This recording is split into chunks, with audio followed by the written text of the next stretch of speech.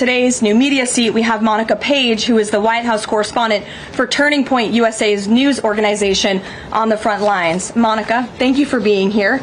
We're so sorry for the loss of Charlie. I know you work for him, you were very close to him, and we appreciate your being in the new media seat and also your commitment to covering the White House. You are here every day, just like the rest of everyone in this room. So why don't you kick us off today? Thank you so much, Caroline. I don't think you realize how much it means to me to be here in this seat, especially on behalf of Turning Point USA and Frontlines. We greatly appreciate it. We also greatly appreciate the outpouring of support and just the really kind words that we heard yesterday at the memorial service. That means more to us than I don't think anybody ever knows. And even the global support that we're seeing for Charlie has been overwhelming, and it doesn't go unnoticed. So thank you so much. I have 3 questions, if I may, on the horrific murder of Charlie Kirk. Government and local officials said that Antifa inscriptions were engraved in these bullet casings that killed Charlie Kirk. It appears to be a trend, especially after what we saw in the Annunciation church shooting, Catholic church shooting. Additionally, Stephen Miller recently commented on the rise in this kind of violence, saying there is a domestic terrorist movement growing in this country. The president is designating Antifa as a domestic terrorist organization. I'm wondering, what is the approach to holding these people accountable, just to ensure that violence like this just is eradicated moving forward? Sure.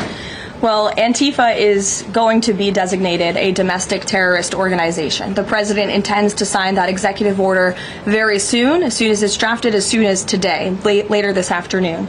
And this is something the president campaigned on, because we have seen a rise in violence perpetuated by Antifa radical people across this country who subscribe to this group.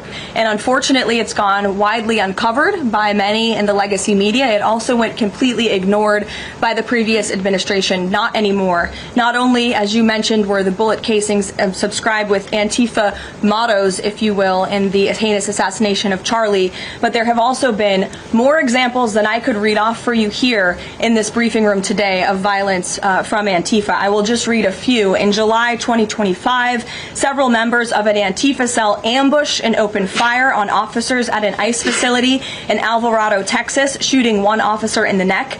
Also in July 2025, 3 Antifa members were charged with assaulting a police officer during a violent riot outside an ICE facility in Portland, which for weeks prior had been under siege from the local Antifa terror cell. In February 2024, a transgender Antifa terrorist detonated an explosive device outside of the office of the Republican Attorney General of Alabama. In July 2023, Antifa members linked to abortionist group Jane's Revenge firebombed pro-life facilities and vandalized churches.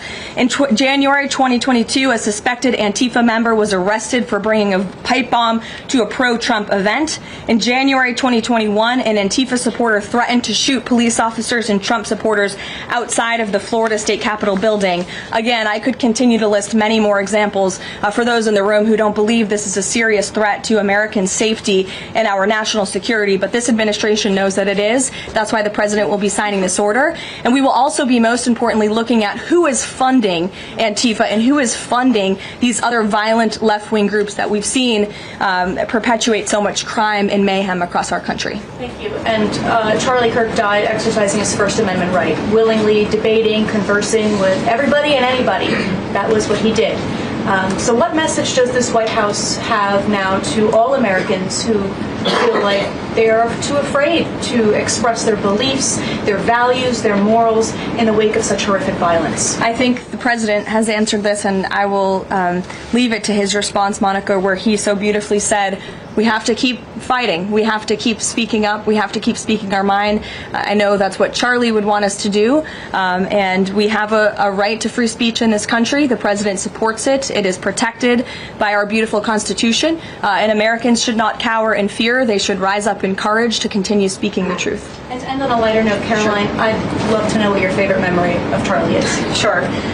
Charlie was a great guy, and he was, of course, a very influential person in the conservative movement in the MAGA movement. He was so helpful to the president during the campaign and to all of us who worked on that campaign, that historic campaign. I myself had many great memories going on Charlie's amazing podcast and his show. He was always willing to text people with words of encouragement. In fact, my last text exchange with him was the day before he died, and he was asking for my husband and I's address to send a children's book to our son. And I think that just speaks to the type of person that he was. And I know so many of us here at the White House are going to miss him very much. Thank you, Carol. Thank you.